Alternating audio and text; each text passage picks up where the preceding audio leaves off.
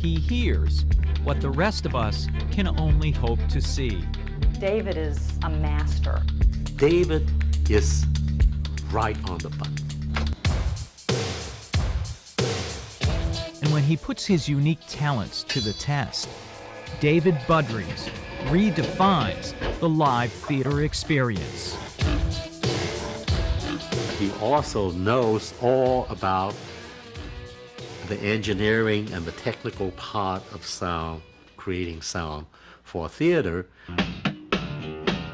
But he transcends being a sound technician because he does have this ability to read a play and connect with the play and transform words into a sound landscape.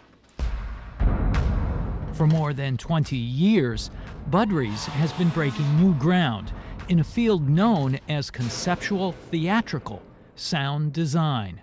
Although you're dealing with a text, you also are dealing with visual representation, so you have to work closely with a scenic designer who's going to be creating something that's going to be the visual backdrop or foreground or whatever for the play.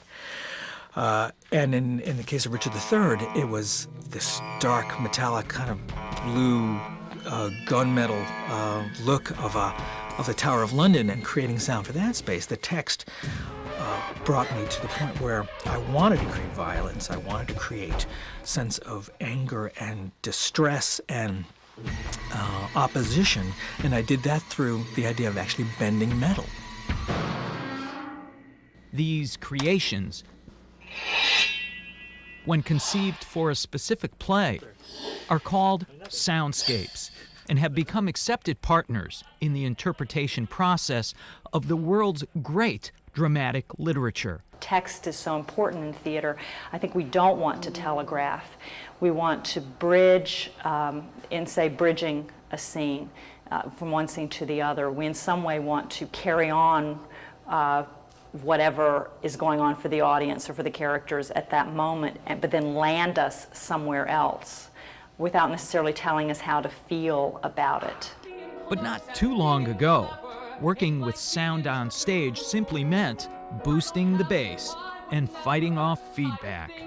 First kinds of sound design were Broadway sound design, which are really about designing sound systems, elaborate ones, to reinforce, and that's why it's called reinforcement sound design, to reinforce the sound of actors on stage, to be able to take the sound of the voice and to enhance it. In fact, initially it was just about that, just bringing it up a little bit so that people could hear it and it would fill out the hall, and it made it really vibrant and wonderful in those kinds of spaces. Then it got bigger and bigger to the point where we're at Lion King now, where it's a huge, not reinforcement, but amplification. But bigger doesn't always mean better. In a non-musical play, sound and music can communicate a point of view, whether it's to sculpt a character, okay, asshole,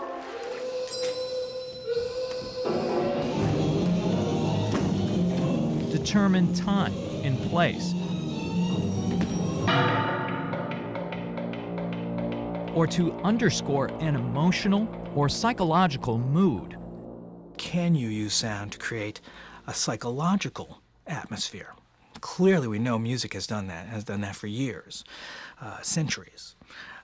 And the idea of doing that in a controlled manner is where the whole sense of theatrical sound design has come from. What began here as a one-time effort to lend sound support for this Hartford stage production eventually grew into an opportunity to work with acclaimed director Mark Lamos. Get a third call from Mark Lamos this time, saying he'd liked the work that I'd done in the various pieces, and would I be interested in doing a piece called The Portage to San Cristobal of A.H. So he says, it's going to be very simple scenically. Can we set scenes by sound? And I said, what? I'd like to be able to set the scenes by sound. And so he describes these 22 scenes: Amazon jungle, a place in Germany, a place in, I believe, Paris. I can't even remember all the scenic settings, but nighttime, daytime, water, bats, all of these kind of odd things. And so I took a deep breath and I said, sure. Nowadays, Budries works coast to coast in regional theaters on Broadway and beyond.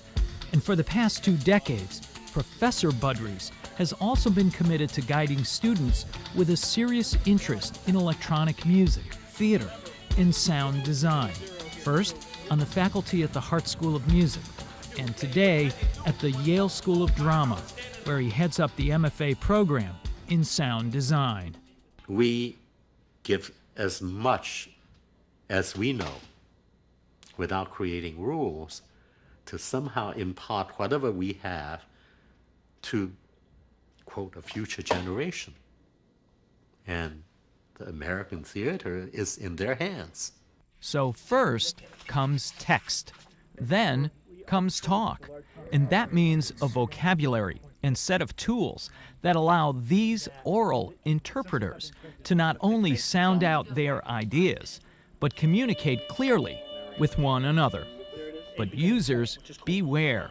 There is one tool which isn't easily mastered. You have to find that way to get to something that is going to be interesting, that is somehow going to, from your perspective at least, be evocative of that moment. So your imagination is the biggest tool and the leader that brings you to the point of deciding what wants to happen. So where does that creative spark come from?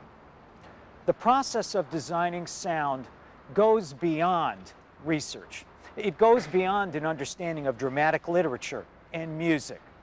David looks and listens for a personal connection in every production. Thunder. The thunder goes, the house lights start to decay a little bit. So the audience knows now this is their cue. They've got to start to quiet down. This would build, the audience light is, the light is decaying on the stage, the actors are coming into place. The house is now completely dark.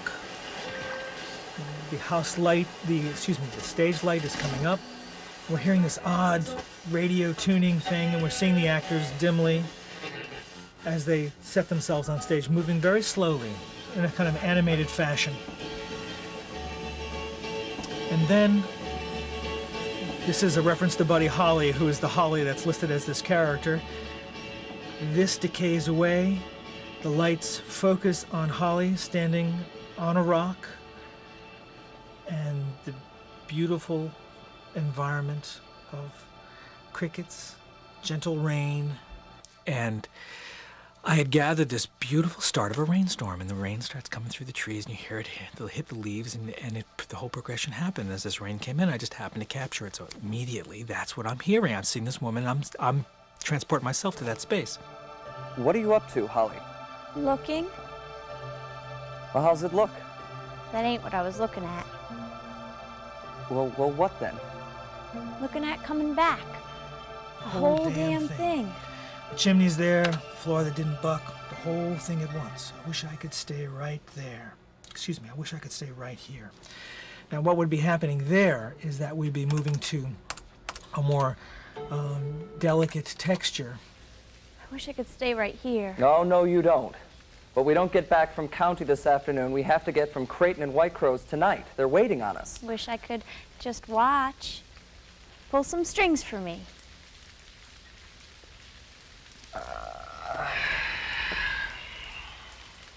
It'll take a cleaning. If you like it clean. We're here for good now, I guess. Back to Dream Nation, bro.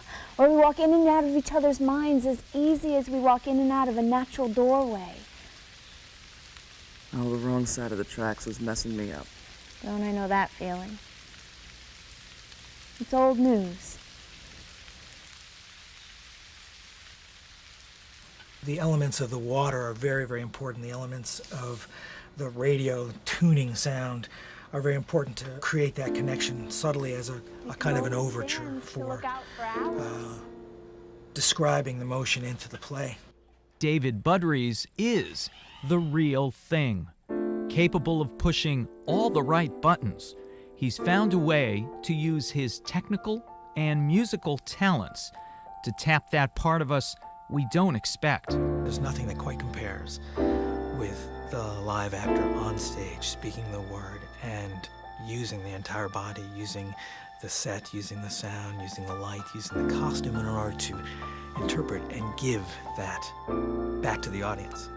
Perhaps the secret is keeping his eyes wide shut and trusting the ears and the instincts and his boundless imagination.